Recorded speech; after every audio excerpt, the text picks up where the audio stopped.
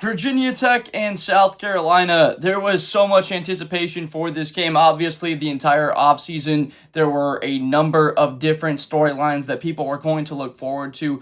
Really, the biggest was Shane Beamer, his dad, right, having been a coach at Virginia Tech, him having been a coach there going up against that squad, which was a very cool matchup, obviously, for him. And then mine that I was really looking forward to was, of course, LaNorris against Kyron Drones, both very much so dual threat quarterbacks, good arm talent, mobility, all of that. Good sized kids as well, very thickly built and possessing all of the tangible tools. Now, we'll start with Kyron Drones because, of course, a couple of seasons ago, had that really good statistical year, and expectations last year were high, didn't play all that well a year ago. And so week one against a good Gamecock defense, you were thinking, okay, he's not going to play great, but can he do well on third down? Will he be able to pick up first downs with his legs and make smart decisions? And what was interesting is the interception that he threw on third down in the red zone cost them 3 points, but they wound up getting 2 points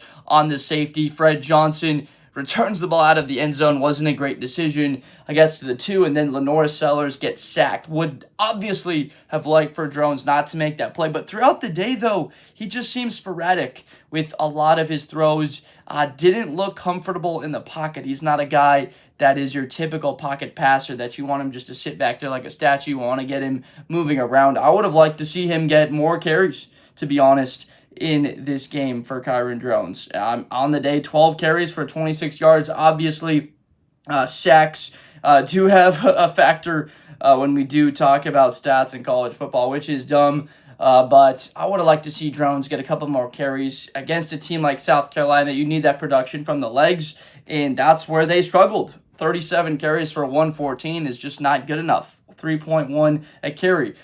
They had exactly the same total of what South Carolina had, which is pretty wild. 37 carries for 118. There you go for South Carolina. But South Carolina, on the other side of things, had the game changer. It was a 2-point game, fourth quarter. I was like, holy cow, this is a barn burner going down to the wire. But really what turned the game was a coaching move by Shane Beamer. Brent Pry, very good coach for the Virginia Tech Hokies, but Beamer made the move. Instead of taking the 5 yards after that punt, the penalty on that play earlier in the fourth quarter, decides to move him back 5. They have to re-kick, and Vakari Swain takes that thing 60 yards for the touchdown. Kind of breaks the game open. You felt pretty good about South Carolina's chances after they got that touchdown, going up by 9. Virginia Tech does a great job. They get 3 on the next possession. Drones moves them down the field, which was important, making it back to a one-score game. But then you almost had waited for it all day. Like, where was this big deep ball going to come from Sellers to Harbor? Well, you got it there in the fourth quarter. That pretty much sealed the game. Harbor finished with 100 yards and a touchdown. And I'll tell you, he pretty much announced to the country with that play, and should have been a touchdown earlier in the game. I know it was incomplete. There were a lot of plays, frankly, in college football this week where it was, like close. The LSU Clemson game, there was a close touchdown, Barry Brown. The Livingstone touchdown in the Texas Ohio State game was close. The Harbor touchdown in this game was darn close. Some of those were overturned. Some of them, like the Texas one, was kept the way it was. I didn't have any problem with it. Harbor ends up getting his touchdown anyway, but he announced to America that he is in the running fully for the Biletnikoff Award. 6'4", 235. We know about his traits that he has, that he possesses. He had a bad drop in the middle of the field that would have kept South Carolina on the field. It was on a second down, would have easily had the first. South Carolina wound up punting, where I am a bit concerned with South Carolina. Obviously, you have to run the football better. And Kamari Copeland, the Hulk for Virginia Tech, as he is incredibly nicknamed for blowing up and destroying practices when the guy gets just a little bit mad. Look out when he's very mad. He had a good game in this one, effective at the line of scrimmage all game long, except until the final 10 minutes. But the Hokies held up. Even though you didn't rush the ball all that well, you got to be proud of the effort that you had.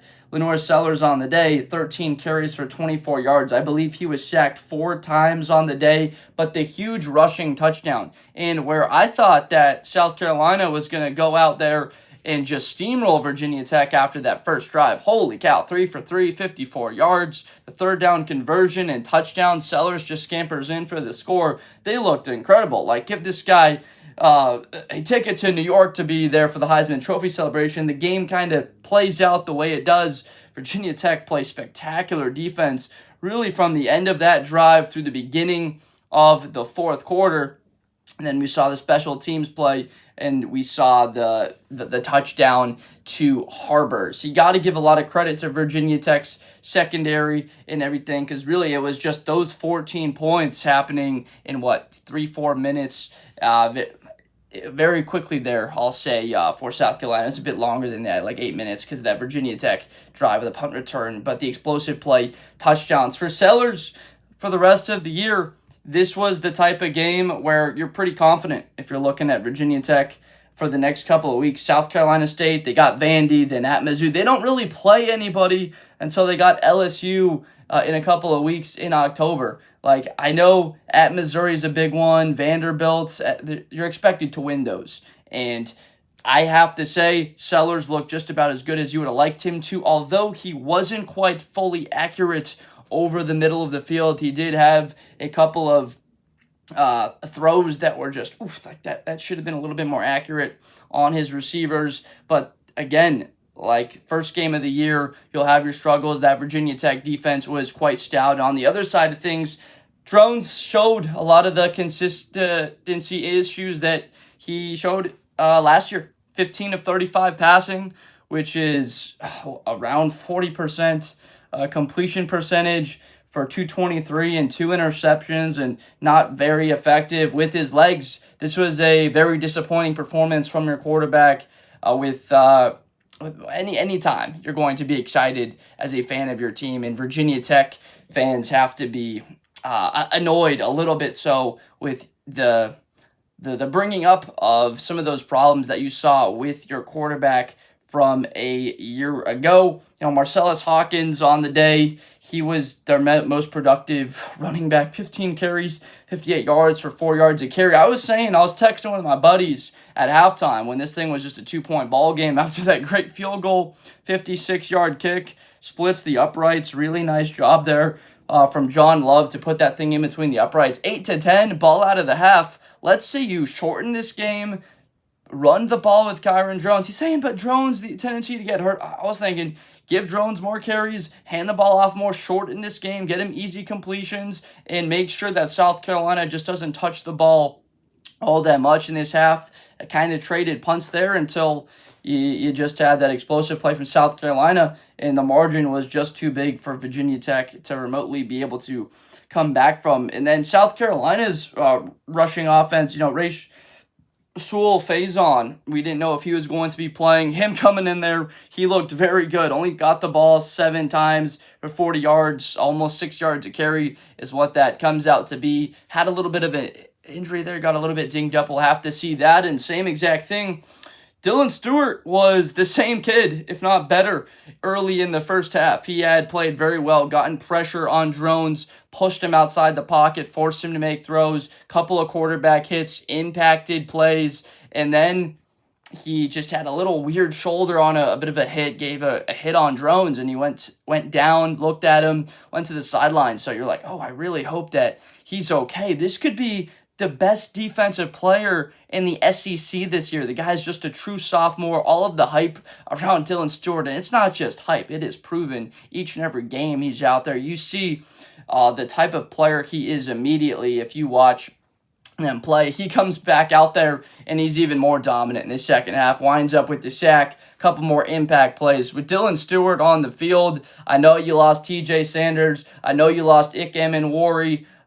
Really good players on that front, but Dylan Stewart's coming back, and he'll be back again next year. We're truly looking at what I believe is going to be a top 5 pick in the 2026 NFL draft. That draft is going to be absolutely loaded. As far as for Sellers and the rest of the season, you want to see a lot more of that, right? The accuracy, maybe a couple of throws, right? He was 12-19, so he wasn't asked to throw the ball all that much in this game, but you would want to see him have have a bit more of what the first drive of the year looked like, the first drive of this game. Get him outside the pocket where he can have the option to run, to throw. Just need to see him do better in the pocket, because when you play teams later on the season that have really good defensive tackles and that are going to be in your face, like Oklahoma's front, Alabama's front, even with that really bad loss, they have guys like LT Overton there, Deontay Lawson, Jefferson, that come on a bunch of blitzes all the time. Ole Miss's front, Perkins off the edge for them. A&M, Clemson with Peter Woods and TJ Parker. We're staring at 4 or 5 defenses later on in the season that are going to make it very tough for him to throw the ball inside the pocket. So we need to see him take that next step. That's what NFL scouts are looking at with LaNorris Sellers. Can he take that next step and be a better pocket passer, similar to what he was down the stretch at the end of last season and how great he was playing on that run where South Carolina looked like one of the best teams in college football. Obviously, the defense you'll take giving up 11 points every single game. You'll wind up as one of the best defenses easily in college football. So Virginia Tech, obviously, the positive to take away is this was a non-conference game, and they've got Vanderbilt next week. You can't be down and out about this, because you have to get set and play a team in Vanderbilt that's ready to roll. You know, another Southeast Conference team, Pavia, and that's another ask that you have to go out there, play a physical opponent, an opponent that has a ton of confidence. And it won't be easy. You can't start the year 0-2 and hope for good things when you're looking at, you got to play Georgia Tech. Haynes King look like he can carry this team on his back once again. You have to play Louisville later in the year. At Florida State, Tommy Castellanos look really good. That defense looked quite physical. They ran the ball for over 200 yards on Bama, and of course Carson Beck and Miami. So you got to find a way to beat Vanderbilt. Otherwise, it's just such a tough start to this year, and Hokie fans will be pretty upset. And then South Carolina, keep healthy the next couple of weeks. South Carolina State, they should beat in that Vandy game. Missouri will be able to evaluate where they are once they start that SEC schedule week 3. So I appreciate you so much. Thank you very much for watching. A very fun game to watch. This one was a little bit closer to than the score was. Also a little bit wider than what it was. It looked like South Carolina could have broken it open a little bit easier, but also felt like Virginia Tech had a bunch of missed opportunities. So please subscribe for more content in the future. Looking forward to continue to making these, and I will see you guys next time. Thank you. Best player in college football. That Georgia and Ohio State game, New Year's Eve, is going to be a classic. Josh Blunder. Hi, everybody. I'm Josh Blunder. To the 40, 35, 30, Espinosa to the 20.